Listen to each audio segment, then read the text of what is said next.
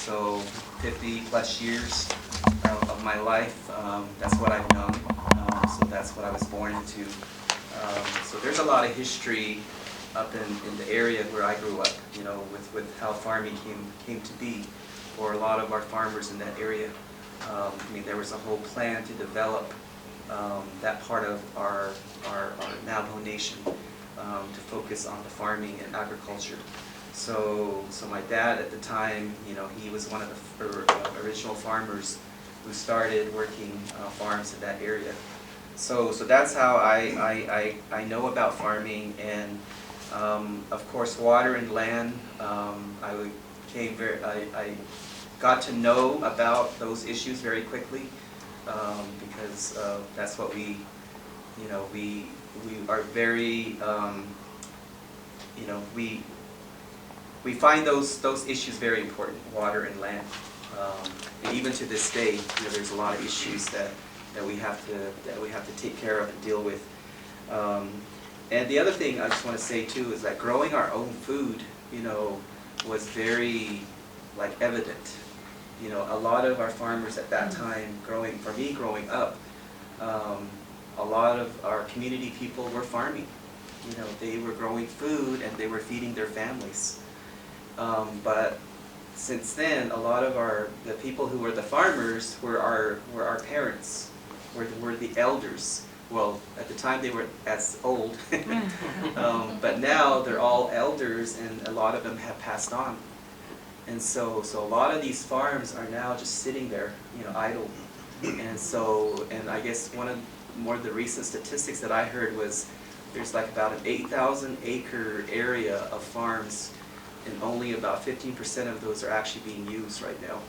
So there is a lot of land that could be used, you know, to help build out, you know, our farms and operations again. But we need people to do it. And so I think that's part of, you know, these programs, is really to how do we inspire and get our younger generation to get back into this type of work and occupation, and just really it is about building our food systems for our communities at the very grassroots community level.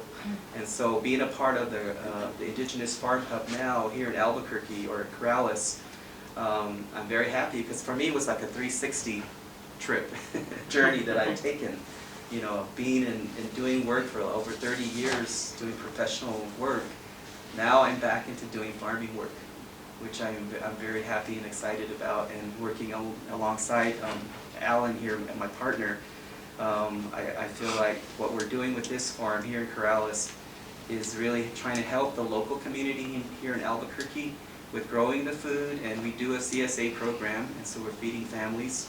But we're also about trying to support some of the nearby communities, tribal communities, to help also, again, what I'm talking about is really getting our younger people to get back into the farming. And so we're using this farm also as like a training facility to help them to learn and take what they're learning here back into their communities.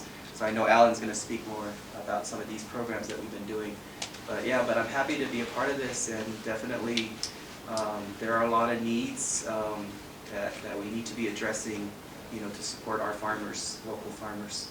And for us, it's really about the indigenous and native farmers. Thank you. Thanks, Clarence. And so Alan, I mean, that was an incredibly important introduction to be able to share out what it really means to come from communities here in our region, tribal communities, sovereign communities, and that farming is truly a way of life here. And as you said, Clarence, the importance of getting back to those roots for all of us to understand what that might look like and how we're part of that, whether we're growing or not. If we can lift up farming in our communities here, and we're going to be more food secure and have more sustainability in our region, right? So definitely passing the baton to Alan Brauer. Alan, too, his roots are based in farming, grew up in a farming family, dairy family in Western Maryland, but moved to this region over 20 years ago to be a first grade teacher on the Navajo Nation. And so this is in his, and has worked in public education world and also in tribal community education, like with NACA Inspired School Network, since 2015. And comes to this work, and part of what, Alan, you all have been doing with the Indigenous Farm Hub is really accessing some of what I call some of the newer programs in the Farm Bill, Federal Farm Bill. Programs that have been inspired over the last couple of decades, really literally, to meet some of the needs that Clarence was bringing up, which is how do we get young people involved? How do we get people who maybe haven't been farming before involved? How do we create opportunities to get schools involved in this? And so this is where we're saying the Farm Bill can really, this Farm Bill is our opportunity to think about programs and some of the ones that you're working with. And Alan, I was thinking about several of the ones that you actually do work with, which is the USDA Farm to School Grant Program. And Clarence brought that up a little bit, the Local Food Promotion Program grant, and the Beginning Farmers and Ranchers Program. And I know there's several as Green Food Project grant. Those are all programs in the Farm Bill, but they actually have unique needs for you all, so sure. Great. Thank you. Good morning, everyone. It's good to be here with you all. Thank you so much for joining us. As Pam shared, my name is Alan Brauer, and I'm a partner and doing this work with my big brother Clarence here. Just real briefly, as Pam shared, I did grow up on my family's dairy farm. It's not like the farms that you are experiencing here in Clovis and Las Cruces. We had about 60 cows total when I was, through when I was 18 years old, and we sadly had to get out of dairy farming due to my dad's illness. But I grew up with the hard work. It was literally the only income that we had to put food on the table. And so when I think about farming, both where I grew up and here in New Mexico, there's just so much at stake around that. There's food sovereignty and food access points. There's the need to create prosperity and fair wages for both farmers and other people within the food sector. And so we have a lot of work to do, especially around equity and access points for that. And then I think the most important thing that I just love about New Mexico and farming is that language and culture is so deeply rooted in that. And for me, my culture, the culture that I connect with beyond my ethnic cultures is like farming. And I think there's something beautiful about that when you can come from Maryland 22 years ago and meet my students who were all Navajo in Smith Lake, New Mexico, and find connections through land and through farming and providing for others, and that still happens with me each day. And so, in terms of the Farm Bill, in terms of access points for people, I had to do a lot of learning because my dad and grandfather, they refused to take any part in USDA programs at all because they just felt like that's just not, we don't want the government regulating us any more than the government already regulates us. And so 2 years ago when we started the Indigenous Farm Hub, I started working with our local USDA directors, and many of them were like, and Pam, you know this, you know the statistics more than me, but the issue here in New Mexico is like very rarely do organizations, sovereign tribes, municipalities, very rarely does anyone actually even apply to a lot of the opportunities and connect and build coalitions. And so I took that to heart with Kara and Clarence and our other team members. And so where we can, we usually say yes to applying to different things because we know that it's something that could really bear so much fruit for our young people, for our experienced farmers, and to really create a more just and equitable food system across our state, profoundly within tribal communities. And so throughout the last 2 years, we've been very lucky to be part of a couple different programs within the Farm Bill. First one I wanted to share is the Farm to School program. We were one of 3 recipients across the entire state of New Mexico last year in 2021 that received a grant through Farm to School.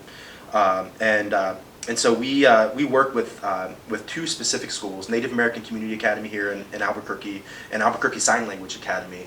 But we also have 4 other schools, Santo Domingo Elementary School and Cochiti Elementary School, and RFK Charter and ACE Leadership Charter, which is here in Albuquerque as well. And we really bring our students out to the farm, engage in not just farming, but the healing and the opportunities to engage with the land, and then move into that special bond that can be created when young people put their hands into the soil and start growing food. And then a month later they come back and they start harvesting greens or harvesting other crops throughout the year. And I think that really spawns like an awakening for many young people that this could be something that they not just enjoy, but could maybe trigger this as an opportunity for them to see as a way of supporting themselves and their families and communities.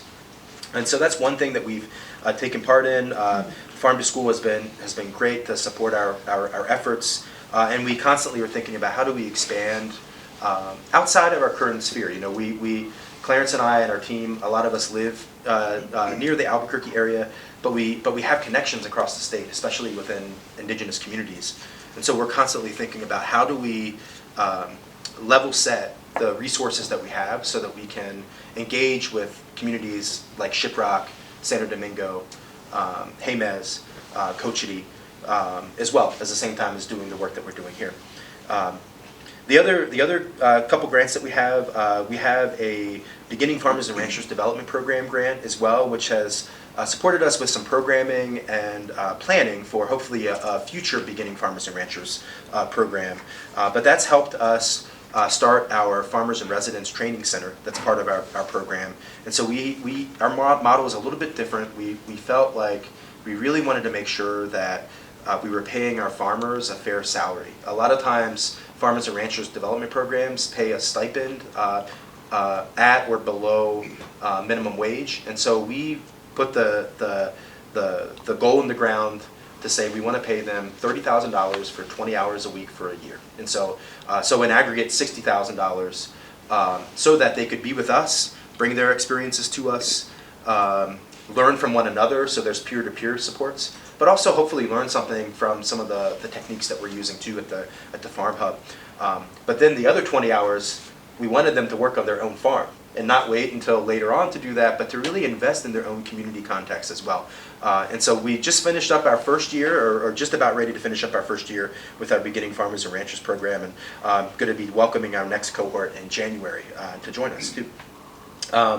The other thing that we wanted to just mention is we have a local food promotion program grant as well, and that's run through the USDA too, and Clarence is the key staff member on this. And this was one, again, like we know that Corrales and Albuquerque are not the center of the universe and not even the center of New Mexico.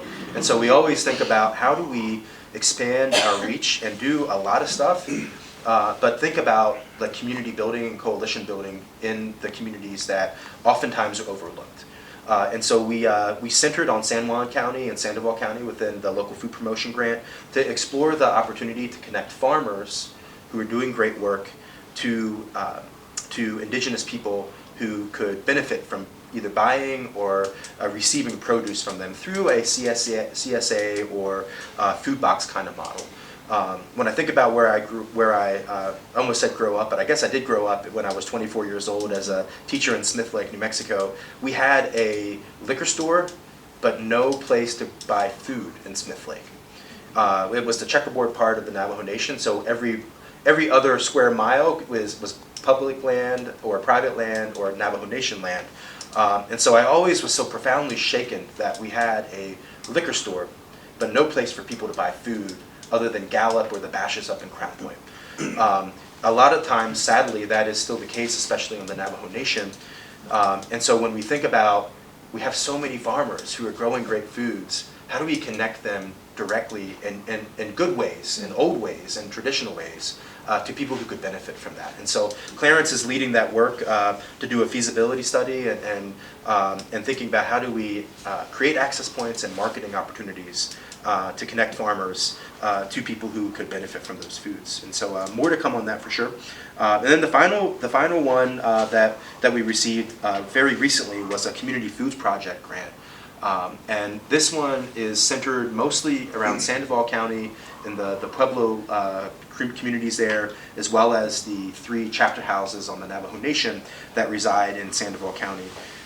And we're really working with community organizations, tribes, and pueblos to think through what could a local food hub bring to that community. So a food hub, and the way that we're thinking about it, is a place where farmers can bring their produce. It can be aggregated, it can be washed, it can be stored, it can be bagged and be ready to provide to customers, both individuals as well as businesses, senior centers, schools, early childhood centers, and other distribution points like restaurants and things of that nature.